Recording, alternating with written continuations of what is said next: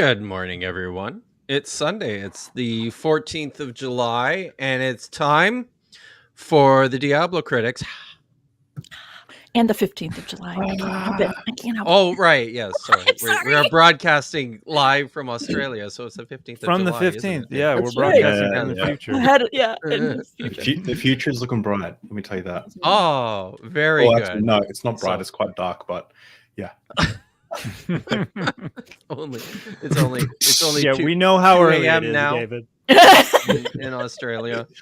It's So, going to be 1 a.m. as a- in just an hour, so It is. Yeah, it gives. As I'm learning, time works differently in Australia. Mm. Apparently, I'm Yep. discovering this. So, how is everyone? You Good. doing good? Yeah. All good. You've been traveling, Dan. You're home for a bit. home for a week, and then I've got 2 trips that I'm heading out for starting next Friday. So, including San Diego Comic-Con. I am Nice. Oh, stoked beauty! to go do the San Diego Comic-Con for the first time ever. So, very excited about that. Nice. Yeah. That's cool. Are you gonna find some time to meet up with our good friend Vishanti while you're out there? I think she's. I think we she had mentioned something earlier. Don't know about that. We are aiming. I think we're aiming more directly for SBL, which is also in San Diego Yeah, it this is. year. So that's the big one. That's everybody's got to make the San Diego SBL. I wish, but yes, it's hard to fund these things It is. yourself. It is. Really. So I never realized how much I loved institutional funding until it was gone. So yeah. Anyways, we're not here to talk about all of that stuff. Yeah. It's nice to have you back today, Dave. Yeah. It's good to see you. Thanks. Yeah, it's been. You I got haven't been the- on stream for like 5-6 weeks. I been Oh, wow. sick and battling some mental health stuff, but Sorry to yeah, hear I'm that. feeling a lot better. So Good. yeah. I had a virus, and I get out of bed, and I went to bed with a little bit of vertigo, and I woke up at 3 a.m. to go to the toilet, and immediately fell over and couldn't walk because of how bad the vertigo was, and immediately spit into a panic attack. So I'm crawling to the bathroom because I'm like, I'm gonna vomit. Amy's like, it's vertigo. I'm having a panic attack, like, I can't walk. I have something wrong. And then spent 3 days in bed, like with my eyes closed, because the vertigo was so bad. So, That intense. yeah, Wow. it was brutal. I thought That sounds terrible. Yeah, Wow. yeah. So took a little bit of time off. I was still a bit sick, but yeah, ready to rock. Excited. Wow. Wow. I'm Yeah, that's good. Thank you for joining Good to us. have you back. Yeah, for sure. If you all of a sudden fall over, we'll understand that it's just it's just Dave. I texted all my friends again. And I was like, "Look, I'm religious again because I've experienced hell, so I'm convinced of an afterlife." has begun already. Yeah. And there, cried out to God, help! Wow. Yeah. So we're still missing. Dr. Matthew Monger is still recovering from his back issues, but and I don't know if he's watching or not, but we still miss you, Matt. Yeah. Hope you get back out and hit the golf course again soon. So yeah, but it's summer, which is pretty great, and we're still here. So I will let's just talk about what we're doing today. We decided to switch things up a little bit, and all of us are kind of diving into Dan's world here today. We're going to take on TikTok, and we're going to fix it all today. just in this one show. The 5 of us taking on TikTok. Yeah, we've got a few videos on TikTok to look at, and I have purposely not watched any of them because I want to be able to make the same faces that Dan does when we watch the videos. So but just to give everyone a rundown of what's going on today. We are a group of biblical scholars and enthusiasts in antiquity who have taken this time. The Diablocritics is a once a month show where we talk about bad biblical scholarship and apologetics, and we are happy to address your questions. So if you have any questions on any topics related to the Bible that you would like to ask any of us, please throw those into the chat. Super chats will get priority, and we will tackle those at the end. But we're going to spend some time to start with just watching some TikTok videos.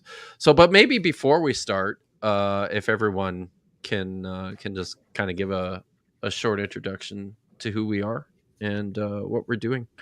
Why don't you start, Dan? Sure thing. My name's Dan McClellan. I go by @McClellan, spelled McLelan on social media. I'm a public scholar of the Bible and religion, and I basically try to increase public access to the academic study of the Bible and religion and combat the spread of misinformation about the same. So my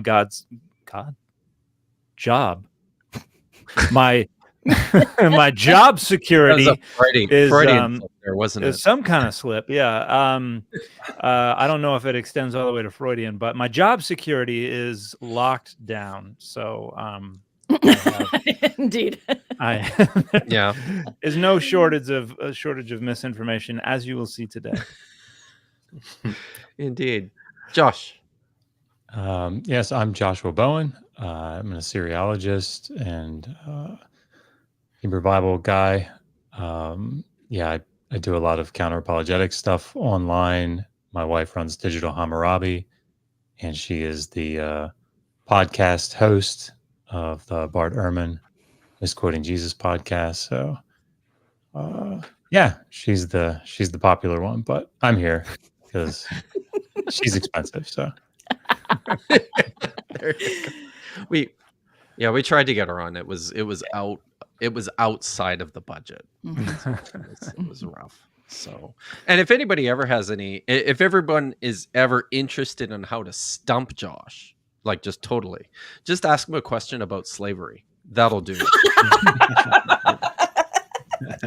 Leaves him speechless. Yeah. I am excited, and I guess we can talk about it at the end, but I am excited about this video that's coming out on Paula Gia's channel pretty soon. Oh my God! Yes, we can talk about it later. I was going to say, do you want to say more than that, or just? We'll tell you guys at the end. It's pretty awesome. Jen, yeah. Hi, I am Dr. Jennifer Bird. I'm a biblical scholar. I am New Testament early Christianity by training. I bring feminist and post-colonial and materialist lenses to what I do, which means I care about the way people apply these biblical texts, often uncritically or through an apologetic lens, into their lives, and therefore cause harm and lots of damage. So that's what I like to address in my own way as often as I can. Fixing damage or preventing it, or preventing it. And there's no shortage of that either. Right. That's right. Is there? So, yeah. Hey, Dave, do you want to say something about I've who you are? David McDonald. I run the channel Deep Drinks podcast, where I have conversations with guests over a drink of their choice, and I have a distinguished certificate 4 in Christian ministries, which is the highest of qualifications, of course. No, I'm here just giving my own opinions, uneducated opinions, and we need a little bit of that, I think, in this panel of what did I call you, Josh, when you first came on Deep Drinks? I call you biblical elite. You're a biblical elite. So I mean, anybody that has a BS in religion like I do. Why are you guys laughing? I don't understand. I've been told I'm part of the cabal that goes to the biblical scholars cabal, out to control the. Oh yeah, a lot of Ammon Hillman's fans have told me some stuff about UKIP that I didn't realize. That, it was really interesting comments from that community of people. I kind of hope. Yes, and apparently, no, I kind of hope I have made my last Amon Hillman video. I really hope so. But yeah, so I don't know. Why don't we dive in and surprise us, David, with what we've got on deck? I've in no particular order. Let's play the first clip that I clicked on, which is, I think it might be your one, Dr. Kip. Oh, that's exciting. Is this your one? Oh, yes, that one is mine. That one is mine. Let me know if everyone can, if you can't hear it. Okay. This is El, a Near Eastern god. Not just any god. He is the Most High God. El Elyon in the Bible is what it's called. Again, assuming this idol is the same El or Adonai we find in the Bible is like assuming that Jesus of Gnostic texts is the same as the historical Jesus that we find in the canonical Gospels. Hey, can you pause it there for a second? He has a knot. That was weird, right? Because as a non-expert, let me be the one who first kicks this off. No, but that's weird, right? The Gnostic, he's creating like this line between Gnostic texts and canonical texts. Well, he's also suggesting that the historical Jesus is the Jesus in the Gospel. The Gospels, right. Yeah, 100% is not. I mean, saying that's the Gnostic Jesus, not the historical Jesus. No, you're talking about the Jesuses of the Gospels. That's right. And That's the Jesuses of the Gnostic texts are on the same level. They're all just riffing on and negotiating with what has come down to them from whatever remains of the historical Jesus or the tradition that developed after his death. So there's a lot of presupposition going on there. Are you saying that's a false equivalency, Dan? Well, yeah, and even also talking about El and saying the El of the Bible or Adonai is also presupposing the distinction that is being argued for between El and Adonai, which is problematic. I know we just started in the beginning or the middle of this video. I don't know if Michael discusses that earlier in the video, but he seemed to gloss right over the fact that he was just asserting their identification. Yeah. Well, let's continue and see what else he has to say. So here this guy's just talking about how El is the father of. Yeah. He has a knot. Yeah. And that's one of the many reasons we know this is not the same El we read about in the Bible. One of his children, many of you don't know is his children, and it is Yahweh. That's going to really bother a lot of people. There are no biblical or ancient texts that ever say Adonai was the son of El. That is a conjecture based on insufficient data. Some of our earliest biblical texts, like Numbers 23:8, even tell us that El is just another name for Adonai. Don't believe me. That do we want to stop there? Sure. So I feel like there's a lot, right? Dan's got something It's to just say weird. there, The layers are kind of weird here. Yeah. Yeah. The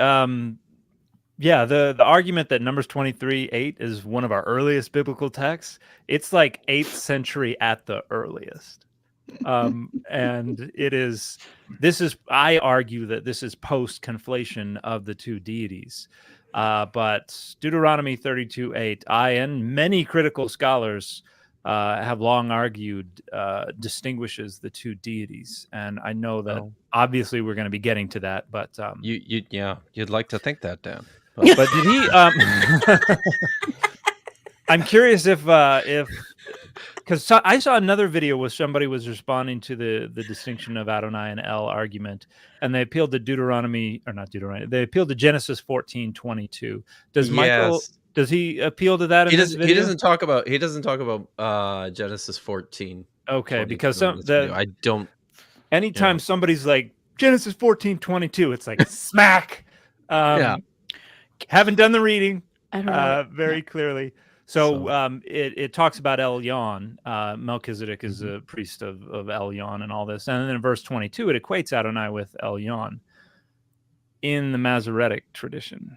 The Septuagint, the Genesis Apocryphon don't mention Adonai at all. Scholars are in pretty widespread agreement that's a late change. And so there's instability. There's textual instability at some of the places where they argue for the identification of both deities. But irrespective, both deities were probably conflated around the 10th century BCE. So anything written after that is already going to have them identified. So it's not evidence of anything to say, look at Numbers 23, which is not even close to one of our earliest Hebrew Bibles. Yeah, I mean, to sort of, It really isn't. to sort of take a step back, I feel like from a methodological standpoint, and it's probably on both parts of this video, right? Both participants in this video, the person that's producing, I mean, that's doing the original, and then Mike. But like, there's a layer of nuance that's just not being applied here, it seems. So just the basic distinction between what we know from Israelite history and canonical biblical history, right? Hebrew Bible history, that being the wrong word there, but the presentation, their theological presentations, and what we know from ancient Israelite history of religion are often very, very different. And again, Dan, you could talk about this, and Kip, you could talk. You have a course in this, don't you, Kip? I do. Eye bleeding, is that what it is? Eye bleeding course? I think that's how you describe Ear it. splitting. And yeah, that's what it is. But no, I mean, like, you know, this idea that however you take Deuteronomy 32, for example, whether you're taking it as a, you know, the writer trying to, you know, bring the two together for theological purposes, or whether you see the distinction, however it is that somebody takes it, I mean, it's clear that there's a difference between ancient Israelite religion and what the canonical texts are doing as a whole, right? However we want to present that. And so that level of nuance, you know, to go to Numbers 23 or to, it's sort of, as you guys said, operating on the presupposition that I think is just not nuanced at all. Yeah, and we already saw that with the assertion that the Gospels present the historical Jesus. Right. And so obviously the Hebrew Bible presents the historical Israelite religion. Of course. Of course. Is not the same as Yahweh, and El is the father of Yahweh, then you need to go and read the Dead Sea Scrolls. Nowhere in the Dead Sea Scrolls does it say that El is the father of Adonai. It states in there, I believe in Deuteronomy, that Yahweh was not only just one of the children of El, but that El gave him a portion of humanity. That is not what it says. Verses 8 and 9 say, when the Most High gave to the nations their inheritance, when he divided mankind, he fixed the borders of the peoples, according to the number of the sons of God. But the Lord's portion is his people. Jacob is allotted heritage. Oh, can Nowhere you pause it Yeah, there, let's David? Pause there. Because there's some translational. Can you bring that back up? Actually, there's some textual issues as well here. and some textual things. Why don't you do the? Do you want to do the textual issues, Dan? And sure. I can talk about the translation. Yeah. So the reason the original creator said that the Dead Sea Scrolls attest to this particular interpretation is because if you look in like the King James Version or a more traditional translation, it's gonna verse 8 is gonna end by saying according to the number of the children of Israel.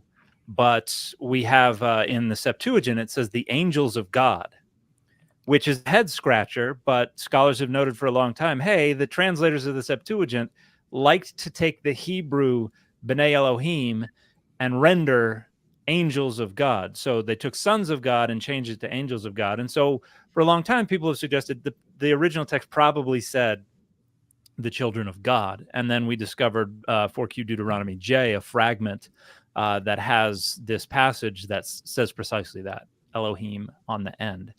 But the other issue is there's a but at the beginning of verse 9 that suggests we're changing positions here. We're kind of pivoting. And so we're talking about the children of God inheriting stuff. However, but we've got this disjunction. But the Septuagint doesn't have but there. The Septuagint has Kaganithi, which is usually the Greek's translation of Vayehi, which would just be the kind of narrative particle that you use for continuing, and or something like that. So the disjunction is problematic in itself. It should be, according to my argument, if the Septuagint is preserving a more original reading, according to the number of the sons of God and Adonai's portion is his people, Jacob, his share of the inheritance. And just the fact that you've got a share of the inheritance is suggestive that you are receiving it from someone else. You do not divide up an inheritance and then go, oh, I will give my inheritance to myself. That's not how it works. Even in the Hebrew, so I was going, that was great, but I was going to point out that even in the Hebrew text, it's key. It's key, which can be interpreted right? a few different ways. Yeah. Right. And honestly, I don't, but is usually not the first word that comes to my mind when I'm approaching a text that's like this is usually like a resultative clause or it's almost never or very rarely like disjunction. A disjunction. That's like because or since. Yeah, exactly, right? And so as a result, something like that. Exactly. Are you familiar? He didn't put it on the screen. Are you familiar with which translation this is? I don't think so. Hang on just a second. Okay. Also, do you like that it's Deuteronomy 23? I like that too. Does it say 23 there? It does, actually. Oh, a simple mistake. Although I've got to say, Mike's editing is phenomenal. I have quite a bit of envy for the editing of these videos. Yeah, it's. I only point that out because historically there's sort of a thing with Michael putting things up backwards. He does do that. Oh well, if that's a result of oh shoot, I can't even think anymore because I have this problem as well sometimes. He typed it in using his Hebrew keyboard, I think. Is what happened. Well, if it's a disability, if it's dyslexia or something like that, I do that sometimes as well. Yeah. I don't think it's a disability. I don't think. Do you know what I think it is? Like he reads so much. Like the amount of like strange and bizarre, like moral philosophy like books that he's got. Like we've chatted a lot about it. He has like a shotgun approach, and I think his mind is just scattered, just always scattered. That's what I think. Mike, his brain's always scattered. Is what I'm going with. So this is the ESV. Oh, okay. Yeah. So it's a great problematic. As long as you're not a woman. Right. But we have King James version says for, the NASB says for the Lord. ASV says for Jehovah's portion is his people. NIV says for the Lord's portion. So NIV, went and found a translation that used a more disjunctive transition. Yeah, he did to verse 9. Yeah, I would say inappropriately so. All right, let's finish this one up. Let me know if it's still too quiet. I don't know what I can do, but yeah, just let us know. We just see the Hebrew title for Most High. And it also doesn't say the Most High gave Adonai an inheritance, as even Otto Eichfeld had to admit. The author of the song, it is true, when speaking of Adonai's relationship to his people, avoids probably intentionally the application of the hitherto used active verbal form, and so does not say directly that Elion gave Israel or Jacob to Adonai as his portion, but is content to establish the fact that Israel has become the property of Adonai. And the scholar Mark S. Smith notes the author did not intend a polytheistic outlook and probably saw El and Elion simply as two titles for Adonai. In other words, the biblical author of Deuteronomy 32 did not write that El is the father of Adonai, and there's no reason to think he intended that understanding. I think that's right? I would suggest there's plenty of reason, and one Eisfeld was writing almost 70 years ago. Right. We've moved on from Eisfeld a long time ago, and then Smith is the only other contemporary scholar who's going to side with Michael in here, and even that's a little fuzzy. Like I've talked to Mark about this, and Mark has kind of shifted a bit in his thinking on Deuteronomy 32, but I would say it's not as simple as the binary that Michael is trying to paint here. But an additional reason I think that there is reason to think Adonai is being represented as one of the B'nai Elohim is the divine profiles that we have associated with El and Adonai. El is the patriarchal, benevolent high deity in the Canaanite pantheon. Adonai is represented as a youthful warrior storm deity, corresponding to Baal. The Northwest Semitic storm deity, who is part of the second tier of the Israelite pantheon, who is one of the B'nai Elohim. And so it fits to have Adonai in their earliest history in the nation of Israel as a member of the second tier, the B'nai Elohim. And additionally, we have attestation of El, Israel, as far back as around 1208, 1210 BCE with the Meneptah Stele.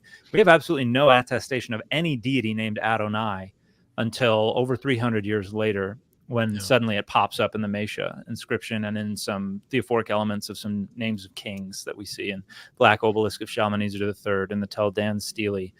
And scholars pretty widely agree that Adonai seems to have been a secondary addition to the Israelite pantheon, a newcomer to the scene, probably brought by the Shasu or someone migrating into the Northern Hill Country. So, like, if you want to just isolate these considerations and be like, there's no reason to think this, great. But for folks who are widely read and are looking at the data and the scholarship more broadly and all of the integrated other scholarship that is involved with it, like, you are swimming against the current to make this argument.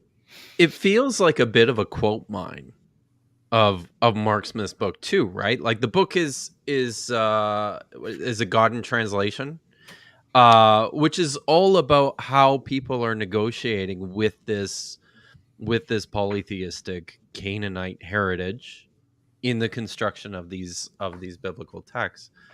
And I think even in his discussion of Deuteronomy 32, I believe that the quote that Michael pulled from the book was not even part of his detailed discussion of Deuteronomy 32, which happens in another chapter.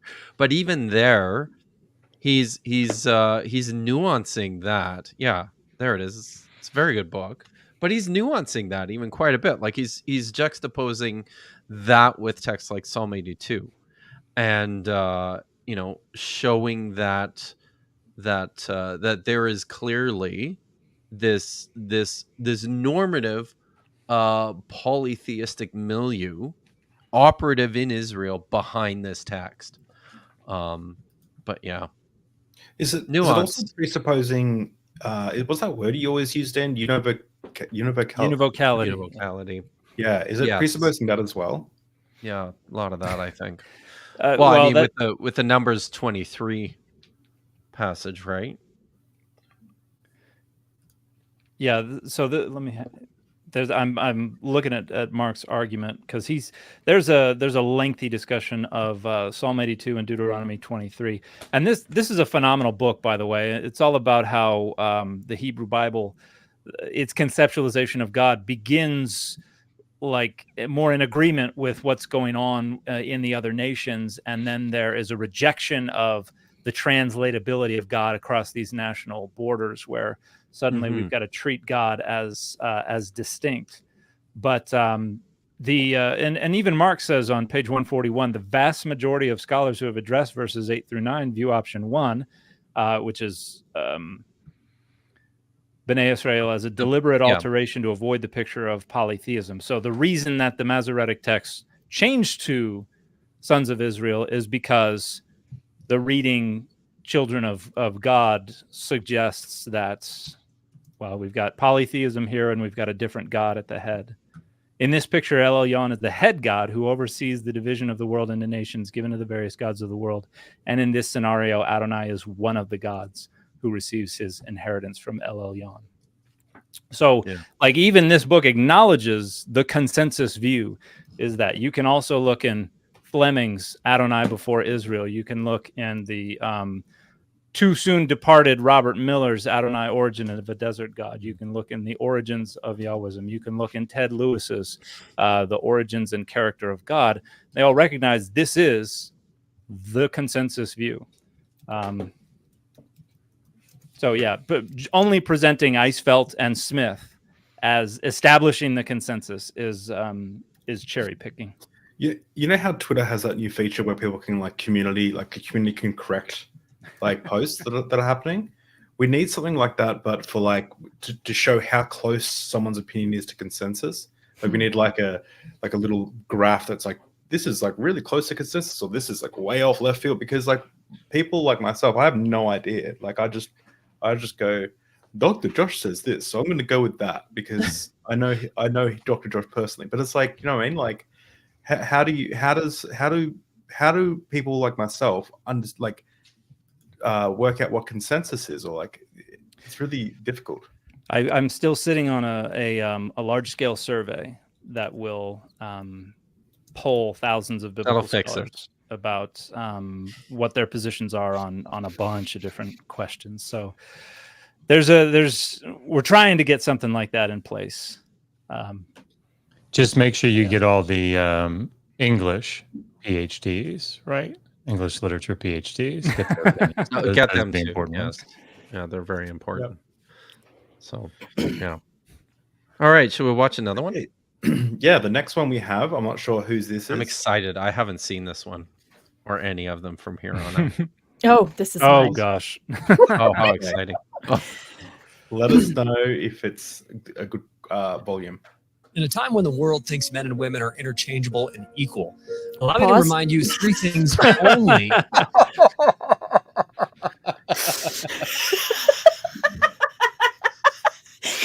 I mean, that's not what anyone's arguing for. We want to be treated equally, not okay, keep going. Not interchangeable. Because I spent the, I'm not kidding, I spent the entire last week just watching interviews with Doug Wilson and what's his name, Joel Webbin of Right Response Ministries. So I feel like my brain is saturated, is thoroughly saturated to tackle this. I'm ready for it, Jen. Okay. That is so. What a weird world. Yeah. This person must live in. Anyway, I'm going to remind you three things only a father can do. Number one, preside. Sure, anyone can perform leadership. Sorry. No, I'm just going to go ahead and do a little spoiler. He never says inseminate. That is the one thing only a father can do. Okay. I thought he was going to say pee accurately standing up. He doesn't ever say inseminate, and I impregnate anything like that. I just need to say it. Okay. What does preside mean? Do we need? I pulled definition. He's going to explain a little bit. He will. Go ahead, Jen. I want to look. Yeah, Oxford's very short definition is in a position of authority in a meeting or other gathering. Okay, roll it. Leadership duties, but God uniquely equipped men for the act of presiding and ruling over a home. He's given them hormonal and biological capacity for greater discernment, rational thinking, risk-taking, and assertiveness, making them extremely capable leaders when under God's guidance. Okay, can you pause? Pause. Yeah. I have two websites, so I will go ahead. You were saying something. No, this is your video, Jen. Go ahead. So I went and looked up he's going to talk about testosterone.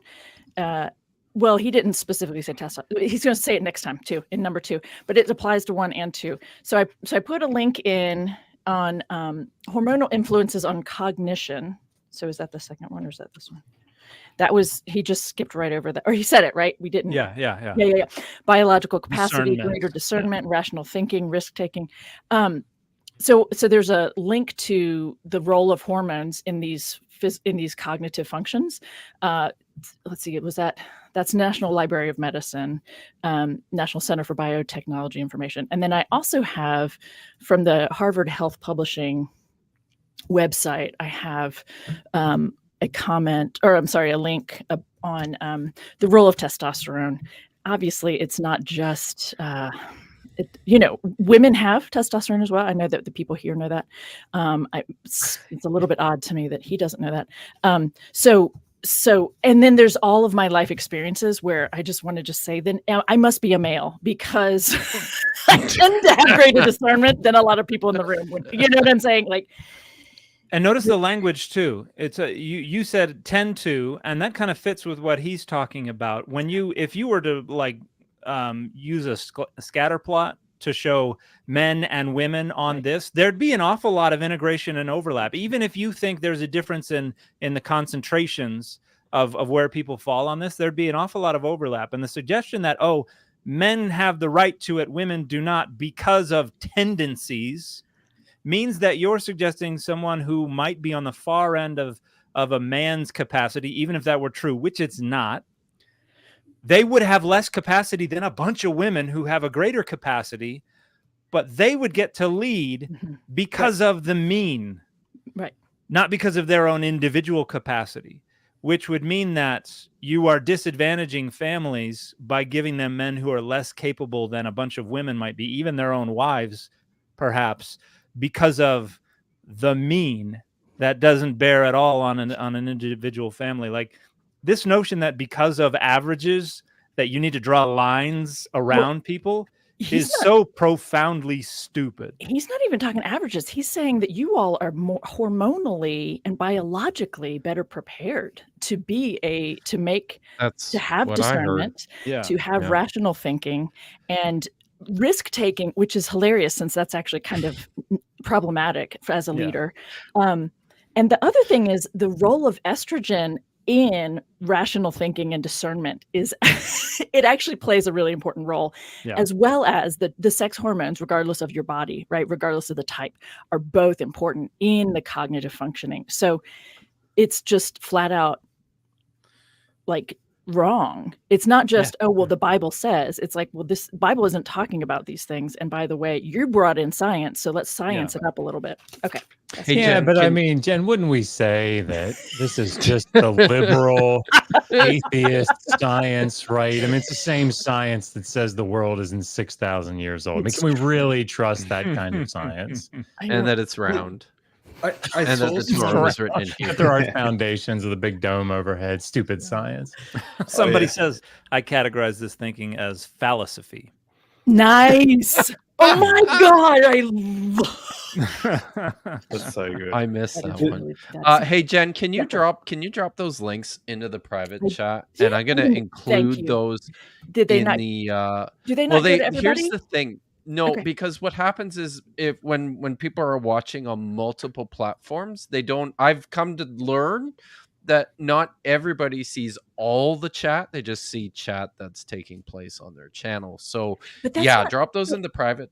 But that's not true because I've been chatting in the StreamYard chat and everyone on my channel sees what I'm saying. Yes. But I'm on but on my channel or on David's channel but I think we'll drop them into the video descriptions when I'm done. Okay, great. And I think it's a good idea to do that for everyone too. But yeah, let's if I could say just one more thing. Like I feel like watching the rest of this video, if we could just all keep in mind, like picture saying to this guy, sitting him down and saying, listen, I'm sure you have a wonderful penis. It's okay. Right? Like, I'm sure it's plenty big. Like, we get it. It's good, man. Like, if you can just picture that, it probably put it all in context. This feels like one of those things. I saw someone post on Twitter the other day and said, marriage is between a man and a woman. And I was like, well, objectively, you're actually wrong. Like, objectively, you're wrong. Like, well, at least in the United States, a man and a man, or a woman can get married. I know that you're kind of voicing your opinion, but this just feels very much like that, where it's like, well, throw all the science at me that you want. The Bible says this, so therefore I'm going with that. It's like, it's just at what point did people just decide, you know what, I'm just going to go with, I'm not going to worry about facts, I'm not going to worry about science, but then use science to kind of like bolster their, I don't know, it's just, I'm triggered beyond belief. Let's continue to watch this. Okay. protect. Fathers have been endowed with denser bones, larger muscles, wider shoulders, and a 41% stronger grip than women. Even more, fathers have significantly higher levels of testosterone, making them superior in situational awareness and approximately 5 to 10 times more capable of aggression and violence in life-threatening situations Well, than that's their a female good counterparts. thing. Number 3. Yeah. Right? A good thing. Go. You guys go. I want to hear what you want to say. And then Like this is why God. we have a gigantic problem with spousal and domestic abuse. Thank you. Like the odds that a violent and aggressive man is going to beat their children or their wife is a lot higher than the odds they're going to protect their children or their wife. And so, no, that doesn't mean they're going to protect. But again, we're appealing to 41% stronger grip strength. Exactly. Again, we're appealing to averages. We're suggesting, one, that grip strength governs one's ability to protect in a broad range of situations. And you can imagine all kinds of situations where grip strength plays absolutely no role whatsoever. But this is just so laughably bad. Why aren't Secret Service running the country? Bags? Wait, you guys were talking at the same time. Sorry, go ahead, David. No, you go. I was just going to say, under this logic, why aren't Secret Service running the country? Right? I mean, they're much stronger than either of the president or presidential candidate. Well, I mean, have you strength seen? is the reason here? Like, That's awesome. I love that. I don't understand. Did you see though all the Christian women nationalists yesterday who were just outraged that there were women among Trump's Secret Service detail? Oh, Jesus. No kidding. Really? Yeah, they were incensed. Oh my gosh. That's why he got shot, right? Yeah, obviously. It's all those women. Right. Yeah. Those women were in the way. I'm sure. Well, and on the flip side of just the whole, protection thing, one of the things I loved when I first started doing jujitsu, someone was telling me about this guy, like one of the big guys, and what, jujitsu is not about taking someone out. It's about protecting yourself or defending yourself or subduing of someone attacking you. It's not about knocking the shit out of someone attacking you. It's about neutralizing. And this guy, like jujitsu master, right? Somebody like starts tearing up a bar or whatever, and he just neutralizes him. That's the whole point, right? So that, and that's why it makes me scared to see really conservative Christian men in jujitsu mats. I'm like, I don't want to roll with him because it's not quite the same thing. He's thinking attack versus, some sort of skill. Anyway. Yeah. This is a power fantasy. Totally. On this guy's part. Right. Like this has nothing to do with protection. This is about him getting off thinking about beating somebody up. Right. And listen, I was gonna say I've been married for 31 years. Mm-hmm. I'm married to a spectacular, strong, independent woman who even if I wanted to, I couldn't subdue. Right? Like this, she is just not having any of that shit. And I have to wonder about all of these guys pining to be the king dick in their households. Like, why are you so afraid of the strong women? Right? Well, because I know at least for some folks, particularly conservative folks, the strong women suggest they're gay. Have you seen that rhetoric that men who like women who lift weights, who fight, who do that stuff, they're just gay, which is there's an awful lot of homophobia involved in some of these power fantasies. But that's right. Take this to Annette Yoshiko Reed and ask her, who is a champion Muay Thai fighter. Okay. If try to show her your grip strength. See. I mean, try to do it with Megan, right? We were teaching our 15-year-old like what to do in case of an active shooter or something. And like I said, Megan, you're the one that's like trained in martial arts. What would you do? And now I at the time I was like 225. I'm 6'2". She's like 5'7", I think $115, $120. And she came across the room and hip checked me in a way that, I mean, I literally slammed up against the wall. Don't fuck with Megan. Right. She'll Exactly. take your ass out. Why she had to redo the library? That's what it is. That's why. That's why. Dent She's in like, the "All right, come on, drywall. Josh. I'm gonna show you how to do some drywall." That's So, right. Or even just the whole, when you talk about mama bears, like in reference to moms protecting their children, and when the way that mothers wound up in, like when you threaten their children, the way they behave about protection is so dramatically different than what he's describing, right? And even the science, one of my favorite things to discover in graduate school was the whole fight or flight is based on studying men, but tend and befriend is based on studying women. And so I think I'd rather have someone tending and befriending, right, in terms of protection. I know it's more than that. Like, I realize that, and you all have said appropriate things too. It's so much more complicated than. Yeah. Yeah. But nuance does not serve the No, it rhetorical doesn't. goals of this particular rhetorician. That's right. Is Okay. there more? There's one more. There's 3 points. Unfortunately, yes. There's one more point. Wow. Number 3, provide. Men are proven to be more resourceful when it comes to furnishing the needs of their families. In addition, fathers have a far greater endurance for physical labor and an impressive ability to cope with extreme stress. Ultimately, in Scripture, men are not randomly given the role to preside, protect, and provide. They are given those roles because God biologically designed them for those roles. Yes, men and women are equal before the cross, but they are unequal in their being, capabilities, and role. I mean, Unequal in their love to see being, him. Right. In their God. being. Oh, in their very being. Yeah. Yeah. As Because separate from their hormonally, you role? all are better. You all are better hormonally. Just I as a would- human being. Yes. I love that we just heard from Josh about what how Megan is, insufficient in providing for your family.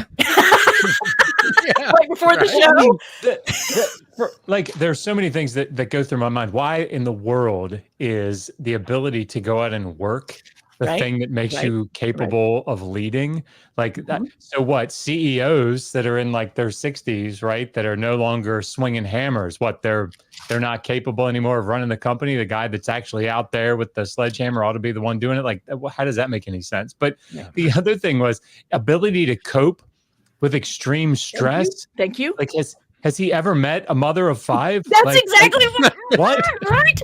I was like, I'd love to see him say that in a room full of single mothers, right? Yeah. Women have no capacity to. He's never been in that room He's ever. never, right? Even He's probably biblically. never touched a woman. Let's be honest. But Even biblically, Proverbs 31 woman who I have a love-hate relationship with, but she's a badass. Like, she's a Martha Stewart of the Bible. Okay. Yeah. That woman is doing some stuff. She has her own business. She's saving up money and purchasing land. She's doing all the things to provide for that family. So just fuck off. She's got a long jacket. If anybody gets that. I do. I love Kate. Yes. Yeah, and a lot of people think the woman's does. like the woman, the Chayil woman in Proverbs 31 is wheeling and dealing, is engaged in business outside the home and all of that, and and also leaves most of the childcare to enslaved people. Probably, in yes. the home Very too. wealthy. So. Yes, very She wealthy. does also and- have to get up in the middle of the night. Yes, I know. and I say everything. that. I say that in my book. I'm like, she would also end up in the emergency room, if you live this way for too long, But the point is, even biblically speaking, he's not looking Profoundly misguided. It's just making up. It's taking these 3 conceptual categories and then just asserting a definition of them. That's right. Putting boundaries around them that don't fit any known uses of these categories, and then just asserting falsehoods about studies that, even if they were true, would just be saying, well, these are the means. But trying to put boundaries around who's allowed to do what, because the average might be higher on one side than the other, which is grip strength and grip strength. Grip strength. The grip strength is to bring in the shopping, so you can carry the shopping. That's what the grip strength is for. And what's interesting, this is maybe so ridiculously random, but when you start talking about your body as what determines your ability to lead, right? That just it's weird. You know, he's lived in a very small town. My body is actually built very well to be a ballerina. I've been told that by professional ballerinas. I have no desire, never ever have. So it was like, what is that about? Like, my body is supposed to be a ballerina, but I'm not. Because we're going to look to what our, you know what I'm saying? Is my point making? Am I making my point? You're suppressing the truth and unrighteousness, Jen. So I just have to jump in because there's something that really bothers me. Cliff Connectley does the same thing. He says that men and women are equal before the cross. Oh gosh, that's not true. Like, even like the scripture, like, it's so. Do they read their own Bible? Like in 1 Timothy 2:11. A woman should learn in quietness and full submission. I do not permit a woman to teach or to have authority over a man. She must be silent. For Adam was formed first, then Eve. And Adam was not the one deceived. It was the woman who was deceived and became a sinner. But women will be saved through childbearing if they continue in faith, love, and holiness with propriety. That is not equality before the cross. I don't care how you spin it, unless you just disregard that scripture. It's just bizarre. Like, where did they get this idea of equality? Even in the Old Testament, men and women had different prices attached to their physical being. You know, it's bizarre. I just don't understand where they get this. Yeah. So that saving in 1 Timothy is actual physical. You will be spared from being executed, not the saving that Jesus does on the cross. Even though, technically speaking, it is the same verb, sozo. They're actually talking about political persecution and arrest and potentially being put to death because a woman who isn't doing her duty, her political duty of bearing children, is seen as subversive. Blessed be the fruit, right? That's right. That's right. Yeah. I mean, it's precisely what we're seeing still today. Very un-Pauline, too. Oh, you guys. Entirely conflicts with Paul's notion that, hey, we're not here for this. That's right. It's better to stay single if you can. And yeah. All I know is it's a terrible argument. It was a terrible argument when the writer of 1 Timothy made it. I was so proud when I taught, I think it was an introduction to New Testament class to second-year students at a Christian university. And one of my students wrote a paper on what a terrible argument it was. Nice. Nice. So, yeah. That's great. Yeah. The next clip we have is this one. Hugh. This guy. Okay. I spent 18 months, 1 or 2 hours a night, studying the Bible. And when I finally got to Revelation 22, I realized I'd not been able to find a single provable error or contradiction. And I found over 200 places. Self-burn. Those are rare.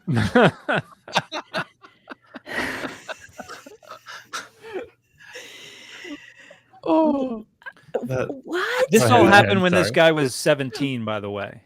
Like they want the authority of the fact that he's an astrophysicist. But if you look up his biography, he's talking about things that happened before he ever went to 70 years college. ago.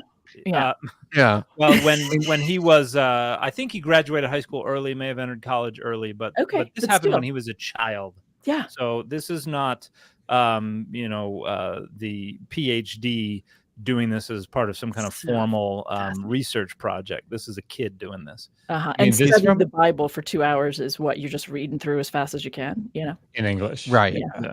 Yes. I mean, like, to be, Hugh was the motivation for us starting the scholarship program. You guys remember the title of it was Humans Against Poor Scholarship. Yes. Yeah. It was the video where Hugh put out this long set of evidences for the phrase in Hebrew to stretch out the heavens like a tent was the Big Bang, right? And we said, please join our team of Humans Against Poor Scholarship. This is Hugh Ross. So thank you, Hugh. Thank you, Strong Concordance. Yeah. Oh my gosh. So wait, but what did he say there? I came across not a single contradiction. What did he say? Because it's just not a single one, Jen. You're right. And I think I want to just be clear for everyone listening that, like, what is he? Yeah, that's far enough. Yeah, that's far enough. Yeah, it's not. Let's see. That's good.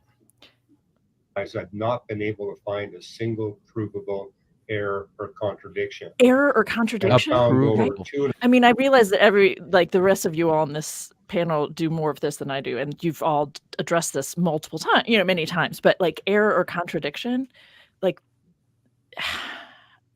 it's just so Who was many Joseph's buckets. Provable. We're No, at the- Jen. Provable. Yeah. Error or contradiction. Yeah, I would It's worse. Just so I you would know. Go ahead. point to those two things. Yeah, one, it's like, great, we're at Russell's teapot. You can't prove it's not Yeah. out there. So, I've yet to find any provable absence of a teapot in orbit around the Earth in deep space. But Yes, that it's goes one, back to yeah. the just retreating to, you can't prove it's impossible apologetics, which means you're trying to avoid finding them. You're not making a good faith effort.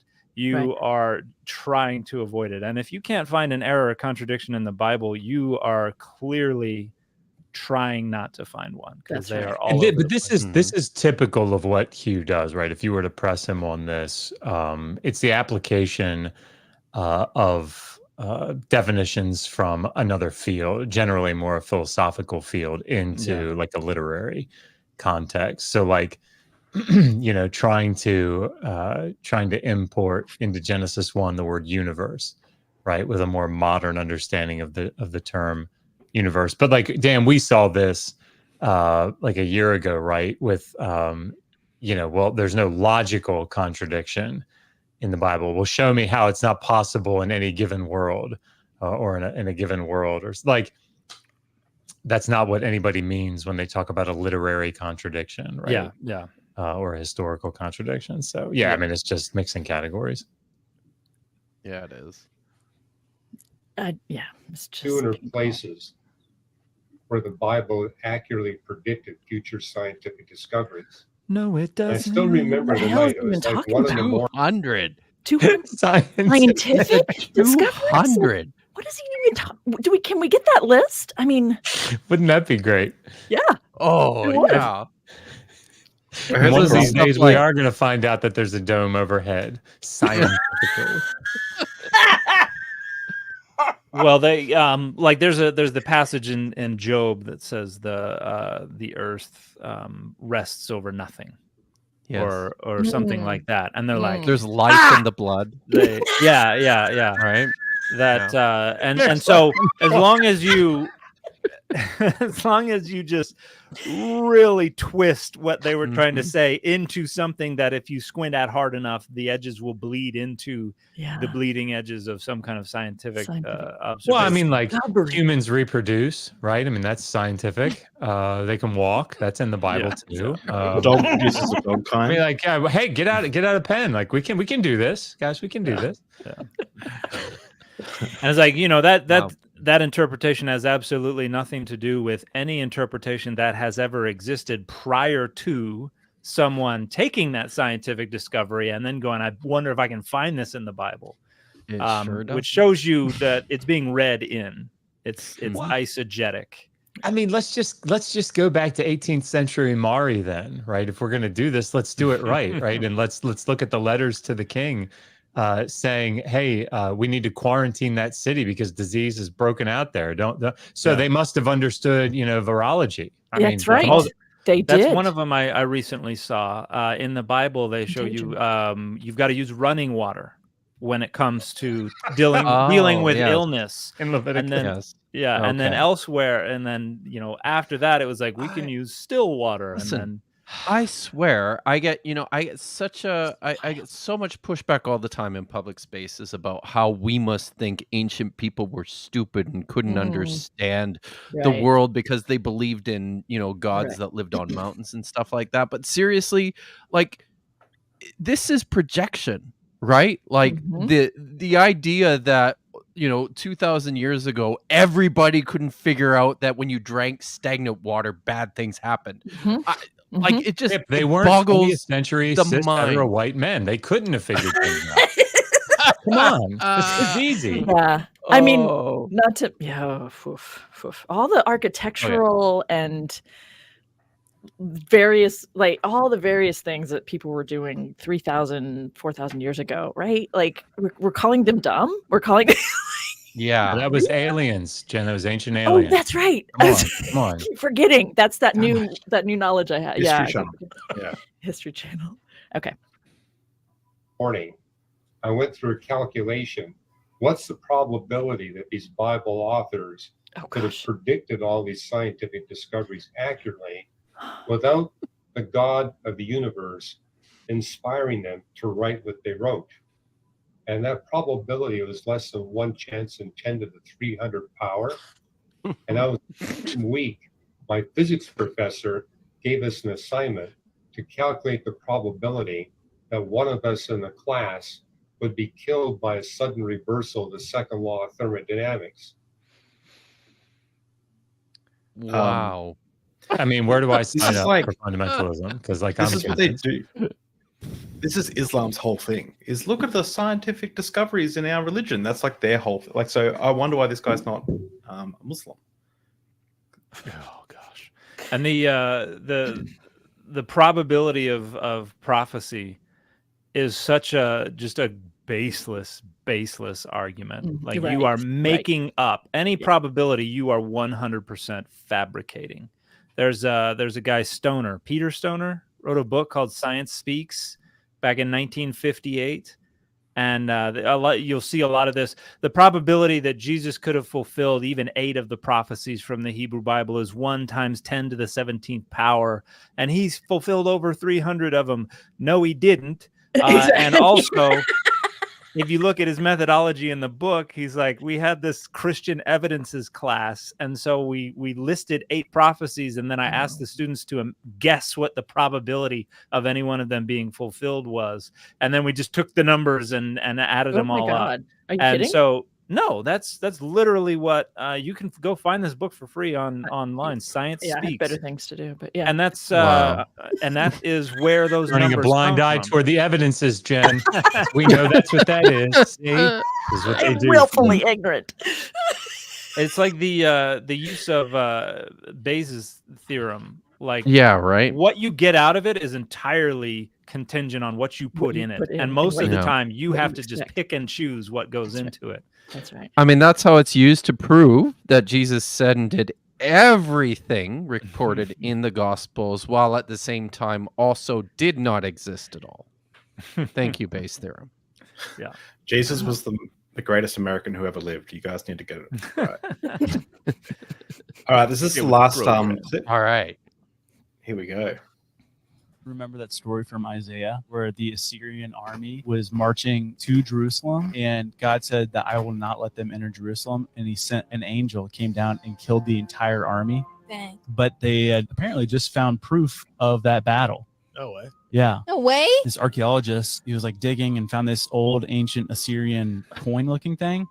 And basically what it was, if I understand it right, it was a layout for an army and like what mountain peaks that they're at and stuff. And he's like, oh, this matches what I've seen in this one region, but no one had explored or dug or lived in this region for thousands of years. And so he went there and did pictures and stuff. And sure enough, it matched up exactly where this battle would have taken place. That's insane. And I think Nobody's there's the greatest continuing thing to I've do ever it. Okay, let's pause real quick. Nobody's thought to look there. It's a coin. That's the It's a end. coin looking thing. Yeah. This is on point. Isn't this the same group that talks about like the pit that had no bottom out in like the Midwest somewhere?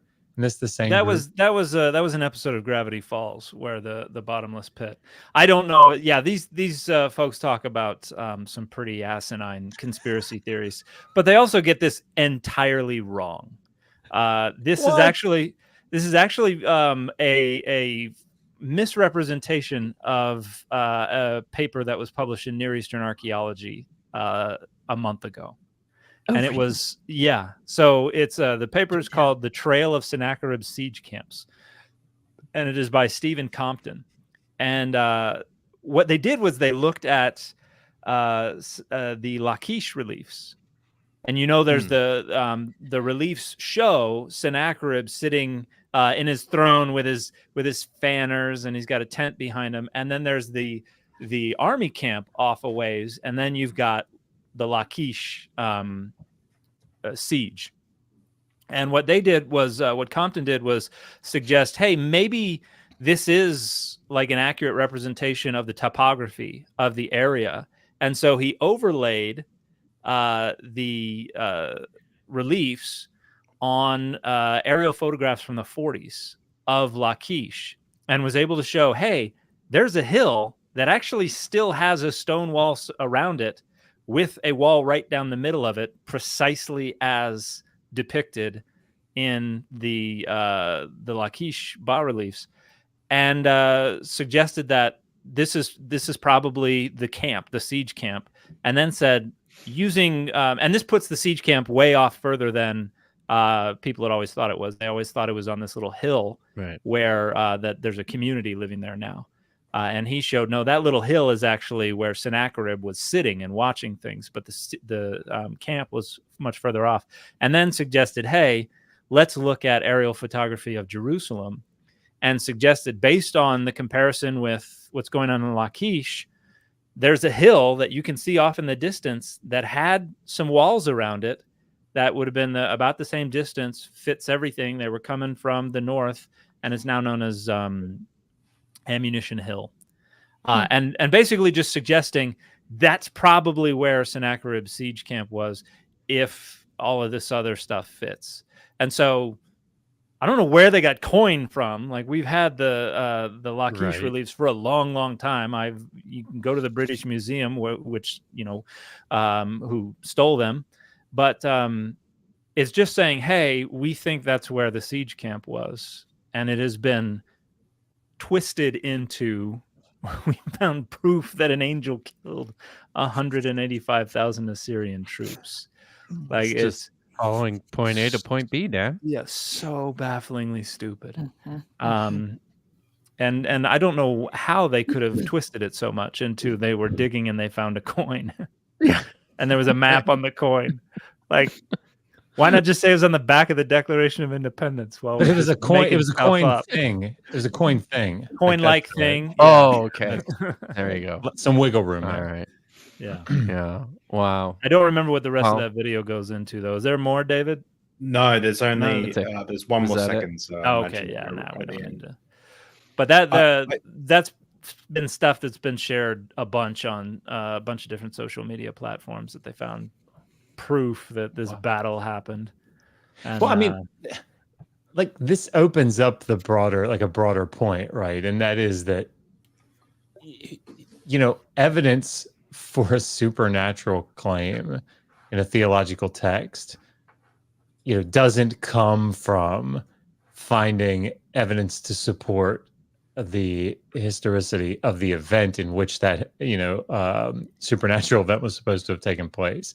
So just because we find evidence or have evidence for Naram's sin fighting battles, and even though we have really good evidence that shows that in some sense in the text he was deified during his reign, does not speak in any way to the reality of that supernatural claim, right? Yeah. Like, these are very distinct things.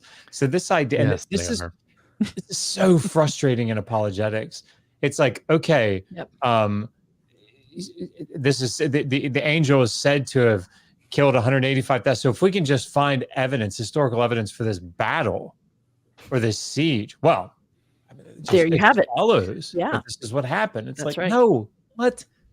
Well, you create a lot of problems for yourself too, because let's go back to 2 Kings 3, where we have this coalition that lays siege to Moab to try to punish them and extract funds from them because they threw off vassalage. And the text seems to suggest that Chemosh ran the coalition out of the country. And then we find, let's just say that some archaeologists found a little coin-like thing known as the Mesha inscription, and Mesha on there, a Moabite king, explains that Israel got run out of their country by Chemosh. Does that confirm that the Moabite patron deity actually defeated Adonai and frustrated the prophecy that they had promised through the prophet. I mean, the logic is sound. The math This is just how checks out. archaeology works, Dan. Yeah, that's just it. The Bible in one hand and the spade in the other. That's how it's done. Wow. Sorry. Go, Jenna. No, you go, Dave, because I'm changing this. I was just going to say we probably should jump onto some super chats because we got a ton this morning. And and I just want to very briefly make a comment. Someone was commenting back when we were discussing these ancient people believing things, these crazy things about gods, and the chat, and I know I contributed to it, about saying these ancient people are not dumb. I just want to say that, like, there are still people today who believe crazy things about gods. So that's why I pointed to, like, engineering and architecture and those things to in the ancient context, to see they're not really different from us.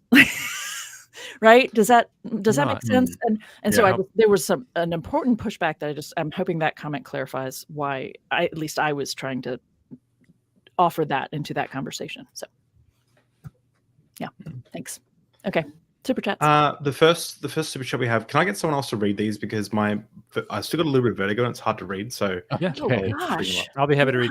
Dr. Josh was hoping you could do a course on the evidence Noah's flood didn't happen, the Sargon Empire population problem, and Sumerian text that is not interrupted from a catastrophe. I'd really like a course on it. Yeah, I mean, it would probably be useful.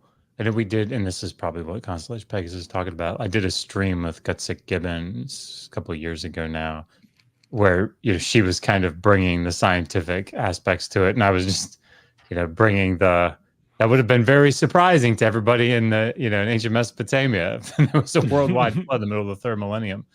I remember that. It was a good one. Yeah. Yeah. That's actually a really interesting idea. Maybe it'd be part of like a broader implications of Near Eastern mythology. Yeah, that's a good idea. I know I've seen a bunch of videos recently where people are like, "Oh, there are 200 ancient flood myths from cultures all around the world," and we're gonna squint at them so they all look very similar, and like mean similar that they're fuzzy literal. blobs. Yeah, that it actually literally happened. Yeah. As described. Okay, in 1 Timothy 2:9 and 1 Peter 3:3, women are told not to wear gold, pearls, purple, or braided hair. Does the Greek verb imply anything? Or is this like the English verb braid, and anything about luxury is implied? So I looked this up while you all were having your little L and Shaddai and Yahweh thing. So, so 1 Timothy 2 is using the was that a noun or verb? But it's plegma, and it's in braids. So different. So wearing your hair in braids, and then in 1 Peter 3, it's implacace tricone. So it's a description of the hair, and it's a noun or an adjective. It's a noun being used adjectively. So two different nouns or formations, but it's still a reference to. So the issue of, is that about luxury? I would have to go look up the historical context of those two nouns, and I don't have the ability to do that right now. So I think it's really just talking about fancy hairdos, is how I've always taken that. I think the idea is, from the commentaries I've seen, the idea is to not be all showy about having wealth and all that kind of stuff. And the time to be able to do such braids. Yeah. Certainly doesn't have anything to do with the degree of skin you have showing. None of the words that are translated modesty anywhere in the Bible have anything at all to do with how much skin is showing.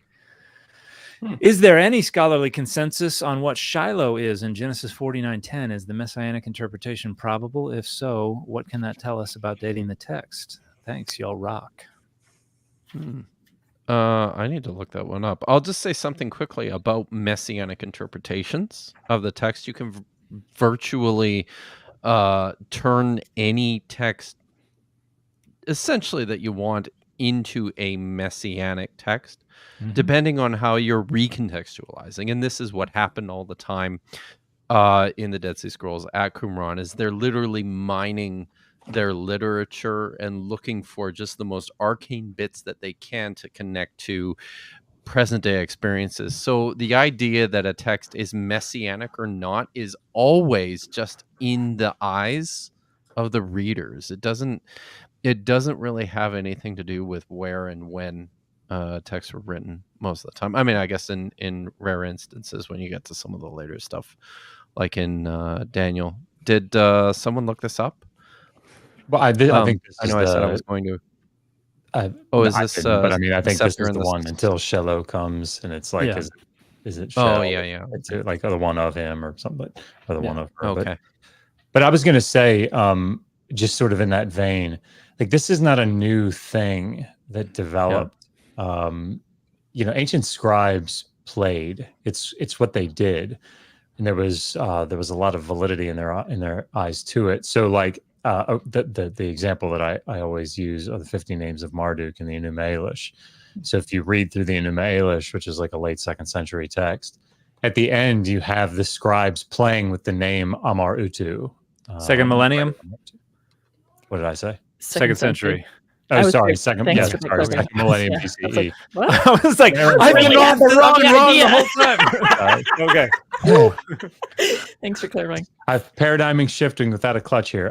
So yes, I mean, like it's playing on these two signs Amar Utu, which make up the name Marduk, and the different ways that the sign Amar can be read, the different ways the sign Utu can be read, but it's just all this sort of esoteric. I'm trying to think of a modern day example, but I mean, it's like ancient Eminem, right? I mean, it's like, really esoteric dad jokes might be a way to think about it, but it's just playing with the words to try to generate new meanings and then assign them to Marduk. So yeah, there's nothing that's not novel, and it's expected. And I think the reading I prefer of Genesis 49:10 is probably the one to whom it belongs, until the scepter will not depart from Judah, nor the ruler's staff from between his feet, until the one to whom it belongs comes, which is, it could be messianic if you're in a period where messianism is a thing, and if you're not, then no. As a Republican drew first blood in the Trumpist revolution, is Kevin Roberts a false prophet who shouldn't be so sure about their success? I assume this has reference. I think Kevin Roberts, I think, was the guy who said the revolution will be bloodless if the left allows it. Oh, right. He's the Project 2025 guy. Yeah. Wow. And so because this 20-year-old kid was evidently registered Republican, he's putting the lie to Kevin Roberts' promise that it would be bloodless. I don't think there's any significance to that. I live in Canada. I know, and I'm going to soon if I have anything to say about it. Yeah. I love the frequent observation that Canadians must feel like they're living in an apartment above a meth lab. Native Atheist It's good. says, is this too serious to request Dr. Josh do a Kent Hovind impersonation? Oh, no, it is not. Yeah. Well, I mean, Dance monkey. all of you atheists, you want me to come on and do an impersonation here. The problem is that you hold to that evolution, and of course we know that evolution is the dumbest religion that's ever been foisted upon us as the American people. And of course, I don't want my taxpayers or your taxpayers' money going to to funding such a stupid religion, okay? Because we have other things that we could do, like have the water rain down on the otters. Okay, and I'm here to help. Mr. Hovind, What just happened? Mr. Hovind, didn't you spend time in jail for tax evasion? Yeah. So we're going to ignore Dan. Dan McClunny's probably one of those perverts as well.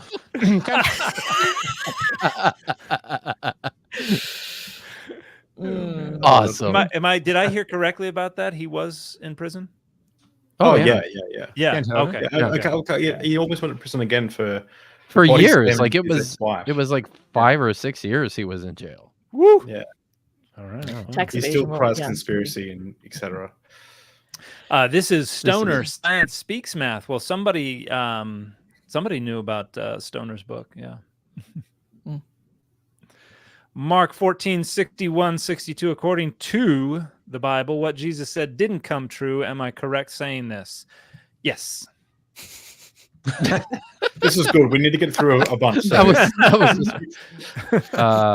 Kung Karen Fu went- grip strength. Yeah, that's Yes. that 41% stronger Kung That's Fu right. grip strength. That's That right. that And allows you to will protect your family. that will protect you or provide for you. Which one was that? Protect. Yeah. The role of estrogen in rational thinking. Thanks, Dr. Bird. # researching and hi all. Hi, Ichabod. Protecting the family from what? Other men. Zing. Obviously. Yeah. Yes. Because all Thank you, those Prashanti. 90+% of men who are the ones who end up shooting up the public are so much better at dealing with stress. Thank you, Dan. And just all the stress of being a woman in a patriarchal world. Like, I just needed to say those words. But anyway, Yeah. go ahead. We all Key fought. takeaway Do you mind from- if I? Do you mind if I read this one? Go ahead. Oh yeah. Now that I've said that, how in the world do you pronounce that? Giramide. Giramide. That's what I'm going to say for $4.99. Thank you. Key takeaway from this video: don't fuck with Megan. I wholeheartedly agree. Amen. Dr. Bird, please tell me, who is the Snoop Dogg to Proverbs 31's woman? Oh gosh. Oh, I don't know how to respond to that. Caleb. Can we make it Caleb? Oh, That would be Caleb. funny. Nice. Hey, Nitty, how are you? Snuffle T. Wuggins. It's so sad that we all have to deal with these folks that have internal work that needs to be done. This is a you problem, babe. Go to therapy and leave us out of it. That's good advice for anybody. Yeah. Indeed. Yeah. Indeed. The worst part about going to therapy is realizing how many other people need to go to therapy and don't. That's right. the worst. Yep. Absolutely worst part. Ignorance. You know, is but it's always a little awkward to be like, I was thinking what you would really benefit from is therapy. Yeah. Nudge, nudge, wink, wink. Why has Deus Pater paternalized your patterns? Well, as one famous Canadian, the great Canadian poet once said, pitter patter, let's get at her. I don't know. That's a Canadian, right? That's a Canadian show, isn't it? Wow. Wow. With regards to the old astrophysicists, it's awfully easy to find that a text doesn't have any provable errors if you're willing to harmonize anything. EC? Yes. Lots of mental gymnastics happen for Yes. apologists. That's excusegetics. Excuse me. We have 2 super stickers, so thank you guys. Lauren Steve, Thank thank you. Claude Simeon. Okay, Dan, making a Gravity Falls reference just confirms he is right about everything. No logical fallacies can be cited. My family and I all love Gravity Falls. If you're not familiar with that television show and you'd like a wonderful lighthearted cartoon that is also can get quite deep in parts, highly recommend checking out Gravity Falls. Thanks. Just 2 seasons. Yeah, I don't know it. Short run, but phenomenal show. JC, could you address the above concerns? Oh, no. I see 5 concerns above this question right now, and I don't think I can address any of them. Therapy, though, can address. Can we just answer all of these now with therapy? Is that that's probably nice. Yeah. Great idea. Vern Lovebond. Wouldn't all beliefs about any god sound crazy to non-believers? And tell Dan to stop doubting my teapot. No, on at least the second part. Go ahead. Go ahead, Dan. That's fine. Yeah. I was just going to say, I think anciently there were a lot fewer people around who probably thought of gods as entirely non-existent. Not that they didn't exist, but there were a lot fewer of them. So a lot more people got along with these ideas. But I wonder how much, like, some of the literalism today, it's like this probably would have struck even first millennium BCE thinkers. Yeah. Like, hey man, pull it back a little bit. I think In terms of taking it like a bit too providing a seriously. parking spot for you and that kind of stuff. That kind of, yeah, right. Yeah. Yeah. Right. Silly goose. Is it fair to say that not believing in divinity or prophecy is a bias? I understand to do your specific jobs, you can't introduce it. However, would it not be dishonest to think your lens is the only correct way? I mean, I agree it's a bias, right? Yeah. It clearly is.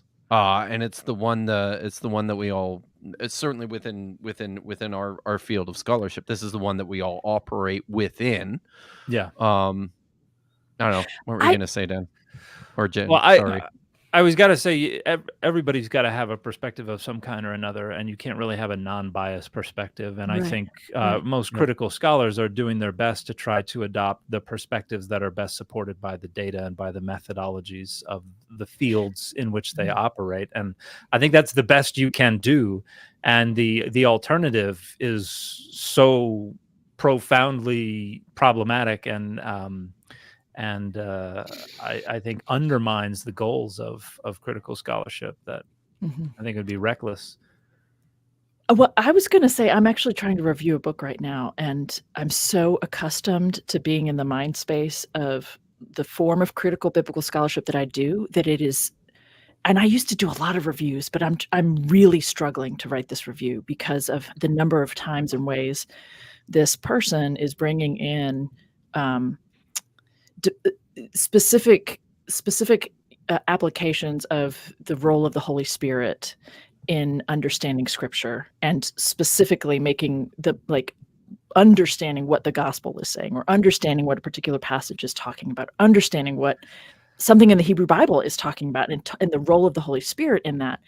And I think that this person is well trained, but in a particular framework, right? I mean, went to Regent. I mean, there's PhD. So anyway, I mean, it's really fascinating how people in this role of trying to be respectful, having integrity as biblical scholars, will have a whole range of assertions about this thing. So I don't know. I feel like I need to just pass on doing the review. It's that challenging to me to do, to be respectful, but also critical in the reviewer position. Yeah. I get that a lot. I get asked to review papers from within the Latter-day Saint tradition an awful lot. And I'm like, I think I might have trouble coming up with anything, but this is all precluded by a critical approach to the scholarship. And I feel the same way. I'm like, I can't really simulate what a critical yet believing approach might be here, because that's not what I do. Right. And because once you allow that in, it's just basically a trump card. It's whatever people want it to be. Yeah. And so you can't critically interrogate this. Basically, the equivalent of the footnote that says this came to me in a dream.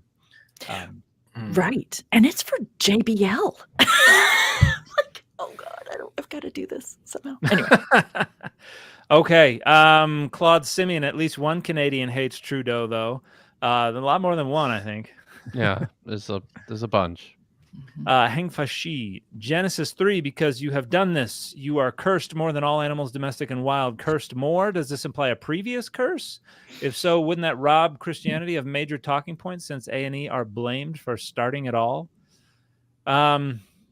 Interesting question. Let me pull up. This is 3. This is Genesis 3. 6, is it saying you're more cursed? Does it actually say that, or you're just? It probably does. So wait, yeah, that's the whole. That's okay, that's a curse to the serpent. Yeah, curse to the serpent. Arurata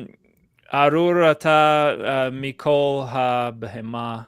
So yeah, cursed are you more than all the cattle. Livestock and among all creature. It's not more than all, is it? Mikol. Oh. Yeah. But so.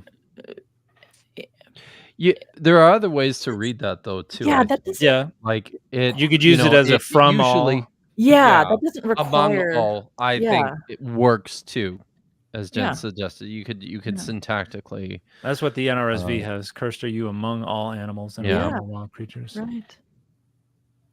As a compare, yeah. So. But the idea might be that the animals have a particular station which is not as preferred or nice as the other stations, and so But yeah, I think trying to understand it all as part of a clean, systematic whole is also problematic. It's always a problem. An etiology.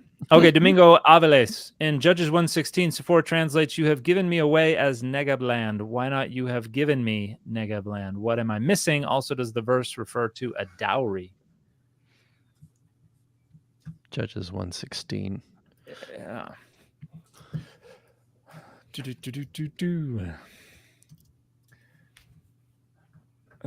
So NRSV has the descendants of Hobab the Kenite. Moses' father-in-law went up with the people of Judah from the city of palms into the wilderness of Judah, which lies in the Negev near Arad. Then they went and settled with the Amalekites. And Judah went with his brother Simeon, and they defeated the Canaanites who inhabited Zephah and devoted it to destruction. So the city was called Hormah. I'm not seeing. You're giving me away as Negev land. I don't see it. Oh, that's in verse 15. NRSV says, "She said to him, 'Give me a blessing, since you have set me in the land of the Negev. Give me also Gulot Maim.' So Caleb gave her upper Gulot and lower Gulot." In the land of the Negev. Set me in the land. Eretz HaNegev. Eretz.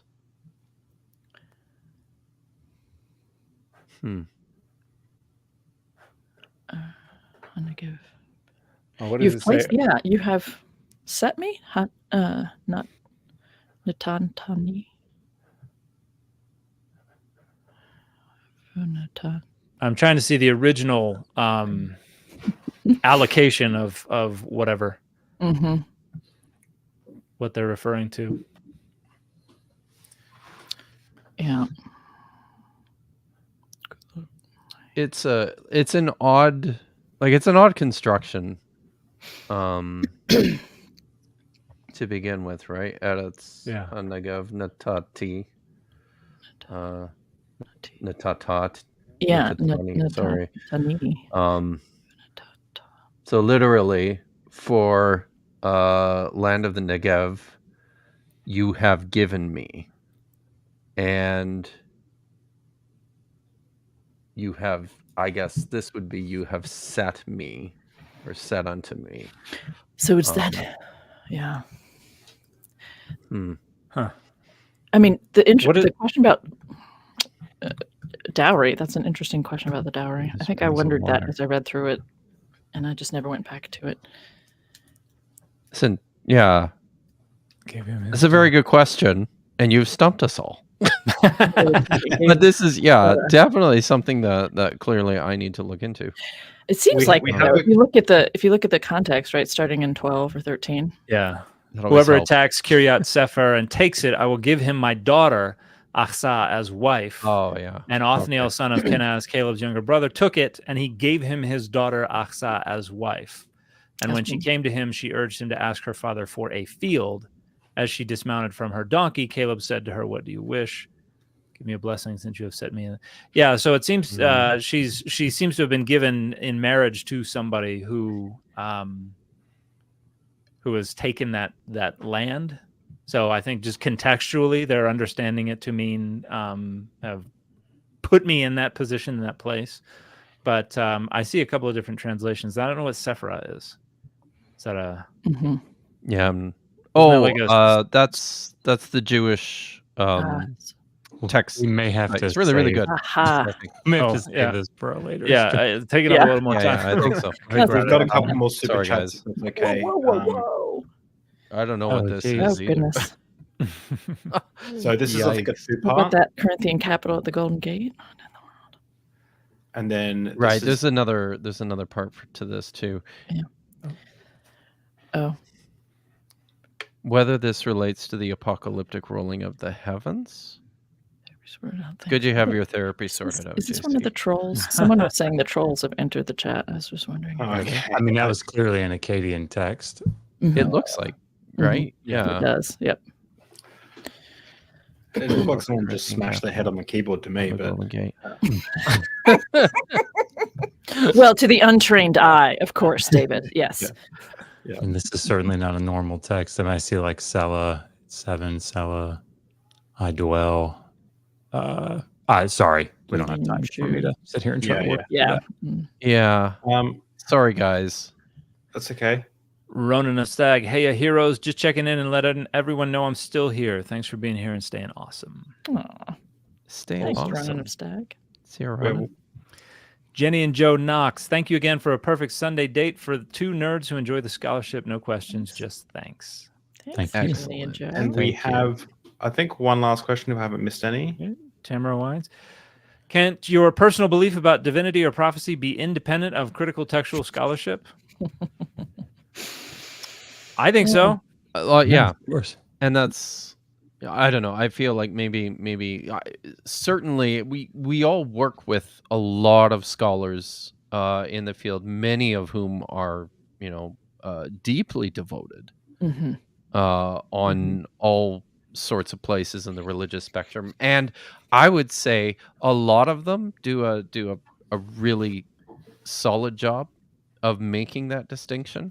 Really? So, some better than others, certainly, right? I know it. Josh and I just spent the last couple of weeks reading articles from Richard Hess, but I feel like, it can happen. It can. Right. I just think that a lot of times, at least Christian-informed scholars aren't even aware sometimes the extent to which they're bringing that in. This is true. Yeah. What do I know? Tamara goes on to comment, I think that you as panelists would be more inclined to say that the religious texts are inconsistent or don't prove out a particular view regardless of your personal beliefs. See, this is the thing, like, and I won't speak for everybody, but I suspect everybody would agree with me on this. Like, we're not out here saying what you should believe. Right. What we're doing is saying, look, we're coming at this from a historical critical perspective. And at the same time, we're trying to engage with people who are utilizing a text as a weapon, an ancient text as a weapon to try to quite often put down another group, right, to their own benefit. And so those are the things that we're out here doing. We're trying to produce good scholarship and to bring you good scholarship, and at the same time try to counteract those people that would weaponize ancient texts for their own benefits, whether they realize it or not. Like, outside of that, live your best life. I don't know. One last comment for Kip. Why is Kip avoiding the original Greek OT?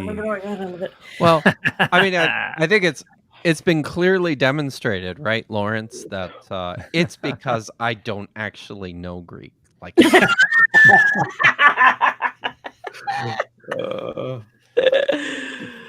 sorry. Today's was fun. This was this isn't going to. We should do this again. It felt like, and today felt really important because there've been a couple of really heavy shows we've done recently, and we all just needed a. Should we say the word genocide just to sort of be familiar?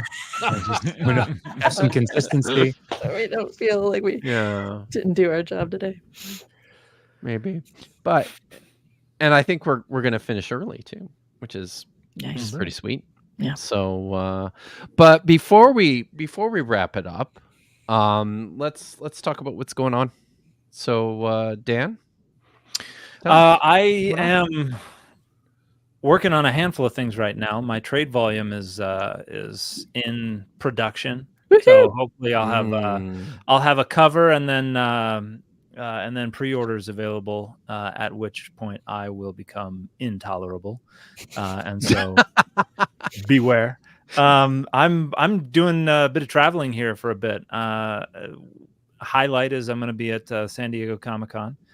24th through the 29th, so I'm very much looking forward to that, getting to say hi to some people I've never met in person before, and then we'll be at Dragon Con at the end of August, and a handful of other trips even later in the year. So got a bunch of stuff I'm trying to finish up as well this year, teaching Hebrew, biblical Hebrew, starting on August 5th. So anyone interested, we're going to go through the first half of Lexham's Learning Biblical Hebrew textbook and their corresponding. I don't know workbook. that one.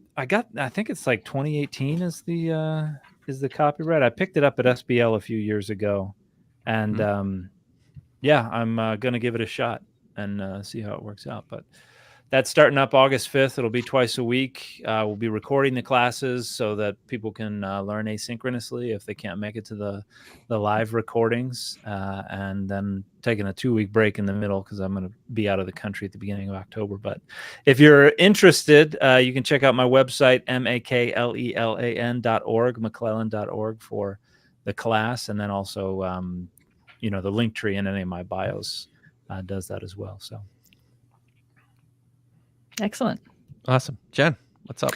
Well, I was hoping to announce that the audio of my book was going to be available, but they've told me that it will be another 4 months. And so yeah.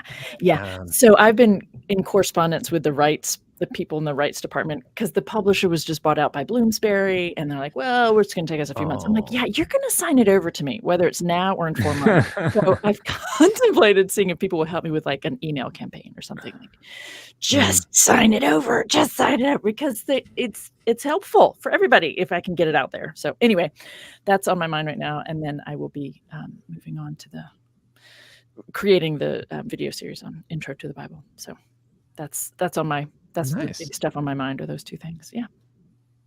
Awesome. Yeah. Josh. I'll let you talk about the. No, you do it. Well, all right. Yeah. So Kip and I have spent the past month? It's like been a month. Yeah. Working together behind the scenes, prepping a long ass script to do with Apologia. It's all been recorded. It's being edited now. It's going to be amazing, but it's responding. Oh, that's what I'm going to say. I want you to say the content. Oh, you do okay. So much better. It's like 37 pages long. This script. Whoa. It's brutal.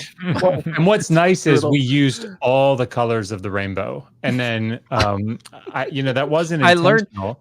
In this experience, I learned that Josh might be colorblind.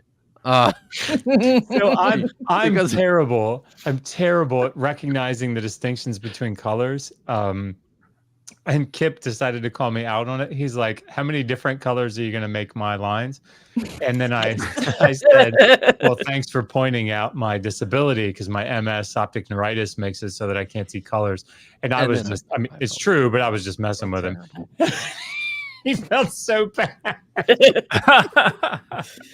Well played. So, yeah. Good. Yeah, we're working with Apologia on doing a video response, because I cannot get enough recently about bad apologetics for the conquest narratives in the Bible. They just don't seem to die. So Josh and I have been working with Apologia on putting together what I think is a pretty definitive response to a conversation that Gavin Ortland and Michael Jones from Inspiring Philosophy had about from their deep knowledge of the archaeology of Jericho and the ancient Near East, and their misreading of a paper that was published in a 2020 volume about Jericho. I mean, we'll always say this, and to be like, just so that everything's clear, I'm always very excited about people doing research into these topics. Yes. I'm always very excited about that. Where it becomes problematic for me is when you then intentionally or unintentionally present yourself as an authority on that topic when maybe you're not. And again, I say intentionally or unintentionally. I suspect unintentionally. But yeah, it's problematic because a lot of people pay a lot of attention to some of the people that are out here, and so frequently all they're doing is just appealing to the authority of a minority of scholars. Yes. And then we'll respond that we have good reason to believe. And it's like, no, a minority of scholars have just made the argument. That doesn't necessarily. Richard Hess said it, right? Let's just Richard Hess said it. Oh boy.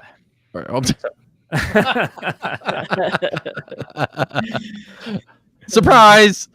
In a paper where he consistently says maybe it's possible that, and maybe it's possible that it's not inconsistent. Pointing out that something impossible. Pointing out that something is not impossible basically proves that it happened. Yeah. Anyway, based on the apologetic literature that I've been reading. Yeah, it does. So maybe on that note, I'll just say too, I did a month ago, I did a stream about the conquest of Canaan. And the audio in it turned out to be really bad because my poor little computer couldn't keep up to it. So I've actually spent quite a bit of time over the last few weeks just re-editing the whole thing and cutting it up and packaging it more nicely. So that's actually going to be coming out in the next week or two. But on Tuesday, I'm going on holidays. So nice.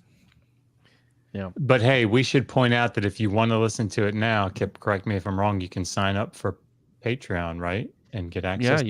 You can, and I'm listening to it, so it's worth it. Get out there and sign up for Kip's Patreon, whatever. Patreon. We all have those, by the way.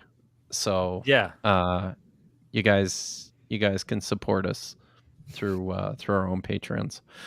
But I think that's probably a wrap. David, what's going on with you? I've got back to bed. Oh yeah, probably. It's what is it? It's 11 p.m. now. No, I'm kidding. No, on the 14th. I mentioned at the start, Deep Drinks I haven't been doing any live episodes of Deep Drinks, but I've got a lot of cool recordings coming up, and I've also got a video that I've been working on for a long time. That is going to come out soon. It's I put a lot of editing into it, and it's going to be a good fun one. So it's about apologetics. I'll just say that much at this stage. So it'll be good. Nice, awesome. Well, I think that does it for us. Let me see if I can find the right outro here. And I have too many, you guys. There we go. Okay. Thanks everyone. Got it. Yeah. Thanks for watching, everyone. Have a great Sunday. All right. Later.